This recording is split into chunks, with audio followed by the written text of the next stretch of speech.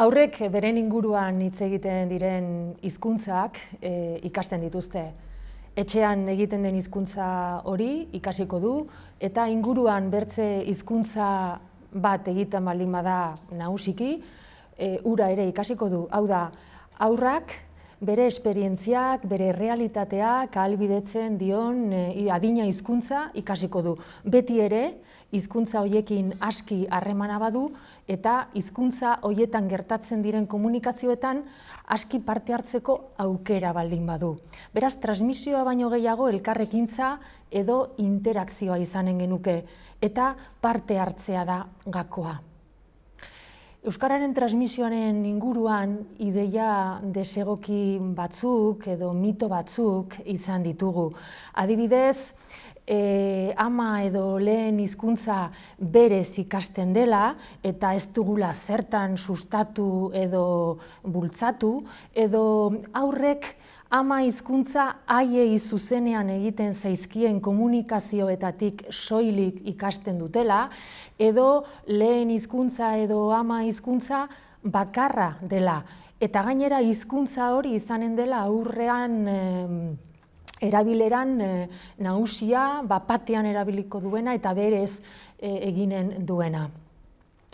Hizkuntzaren transmisioaren inguruan dauden ideia horiek ez digute laguntzen, ulertzen, zein den haurrak, kasu honetan euskararen hiztun ona izatera, euskaraz eroso aritzera egin behar duen bidea. Eta ez digute uzten ulertzen prozesu horretan gurasook ze egiteko jokatzen aldugun, ze paper, ze rol dugun haurrari laguntzeko. Orduan mito horiek desegiten saiatuko naiz. Lehendabiziko ideia erraten ginuen zela ama edo lehen hizkuntza berez ikasten dela eta ez dagoela zertan sustatu edo lagundu. Ez da hala. Haurrak txikitatik sortu baino lehenago ere eta sortuta ondoan hizkuntzaz jabetzeko prest daude, prestatuta heldu gara genetikoki. Baina hizkuntzaz jabetzeko prozesua etxetik, familiatik, gurasok sustatzen aldugu, elikatzen aldugu, aberasten aldugu.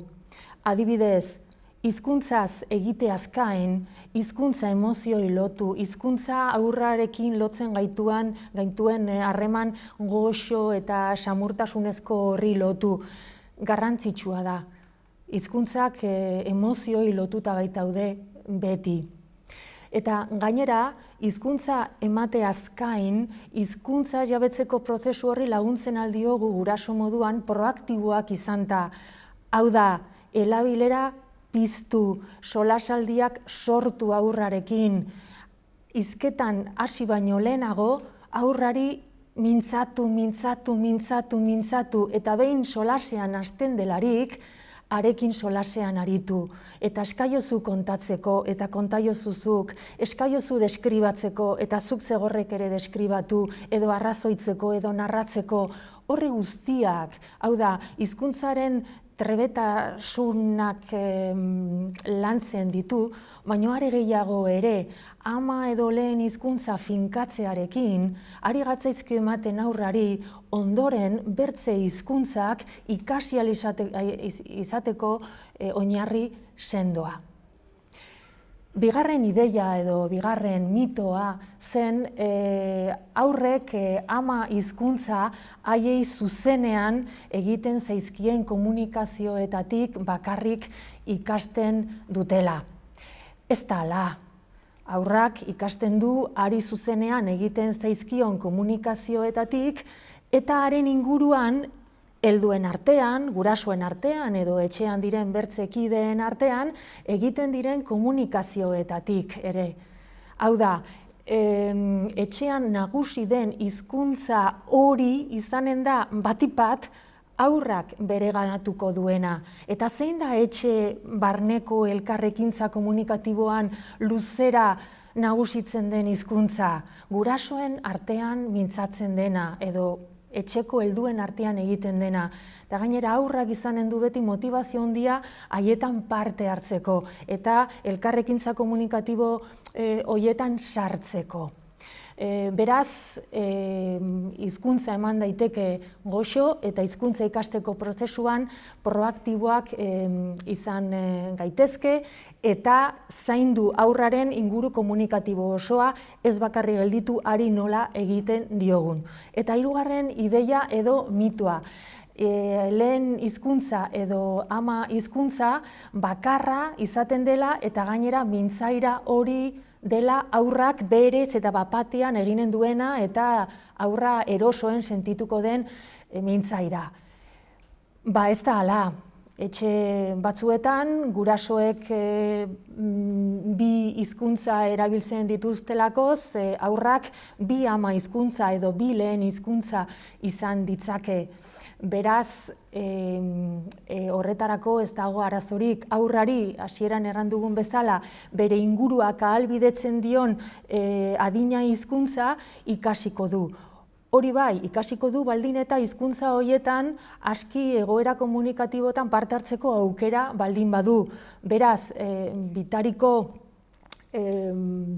familiak, hau da, guraso bat bakarra euskalduna duten familiek zaindu behar dute euskaraz dakien guraso horrek nahi baldin badu aurrekin duen harremana euskaraz ereiki, euskaraz mamitu, ba eman beharko du denbora aski aurrekin bakarrik, zertaz bertze gurasoekin baldin badago, harreman hizkuntza aldatu egiten da. Eta interesgarria da guraso horrek bakarra izan da gainera euskaraz egiten al duena, jarrera proaktiboak izatea arestian aipatu dugun bidetik. Kasu horietan, beraz, guraso bakarra euskalduna duten familien kasuan, bi ideia aipatuko nituzke. Garrantzitsua da erabilera konsistentea, hau da, trinkoa, hau da, harremanen intensitatea, aurrarekin denbora ematea eta denbora hori hizkuntza aldetik mamitsua izatea, eta koherentea harremana. Koherentea, hau da, aurrarekin euskaraz egiten baldin badut, beti eginen dut. Eta ez aldatu bertzegoera batean gaudelakoz, aurrak zu euskararekin identifikatzea nahi baldin baduzu, erabilera horrek behar du izan koherentea. Bertzenaz aurrak joko du seguraski inguruan nagusi den bertze hizkuntzara. Aipatu dut aurrak txikitatik jabetzen aldirela bi hizkuntzez. Bi hizkuntzak jakin ditzakete, baina agian ez maila berean. Izan ere, aurrak hizkuntza batekin edo bertze batekin duen erosotasunak izanen du harreman zuzena hizkuntza hori erabiltzeko aukerekin. Hau da, zenbat eta aukera gehiago izan hizkuntza bat erabiltzeko, seguraski orduan eta erasotasuna handiago izanen du aurrak hizkuntza hori erabiltzeko. Are gehiago, aurraren egoera linguistikoa aldatzen baldin bada, aur horrek duen hizkuntza errastasun hori edo bere baitan nagusi den hizkuntza hori alda daiteke oso denbora laburrean. Hori gure inguruan ikusten dugu etxe euskaldunetan hazitako aurrak, baina inguru nolabait euskara nagusi ez den inguru linguistiko batean bizi direnak, agian gaztelaniaz egiteko joera dute, eta pentsatu behar dugu, ulertu behar dugu zertaz, agian aur horrek etxetik kanpo duen egoera komunikatibo oro hizkuntza horretan dagoelakoz, edo haren bizitzarako eragin handiena duten esparru komunikatiboak. Baina alderantziz ere gertatzen da, familia erdaldun batzuk herri euskaldun batera joan direnak bizitzera, eta aur horiek eskolaren bidez eta gero batez ere plazan, giroan eta bertze aur euskaldunekin harremanetan euskaraz jabetu dira eta euskaraz egiten dute bertze aurrekin normaltasun osoz.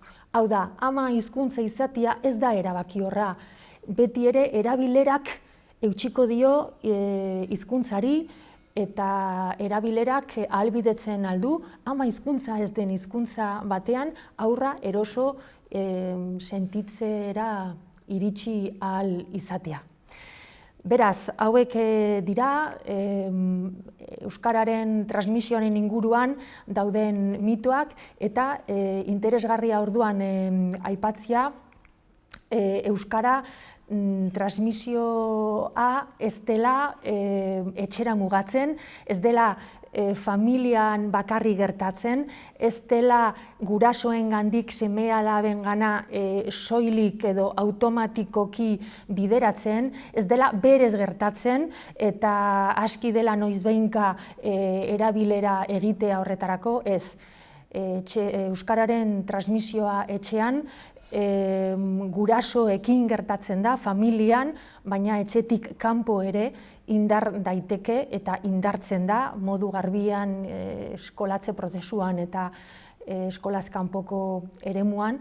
Eta aurrak ikasten du hizkuntza, ari zuzenean egiten zaizkion komunikazioetatik eta bere inguruan aritzen dituenetatik. Eta alde horretatik pentsatu hizkuntza portaerak ere ikasten dituela aurrak ikusten duen inguru linguistiko horretan. Hau da, ze hizkuntzetan hartzen den telefonoa, ze hizkuntzetan egiten dugun lehen hitza dendan, ze hizkuntzetan egiten dugun erosketa egiteko zerrenda, hori guztia etxean gertatzen da, eta horrek guztiak eragiten dio hizkuntzaren transmisioari.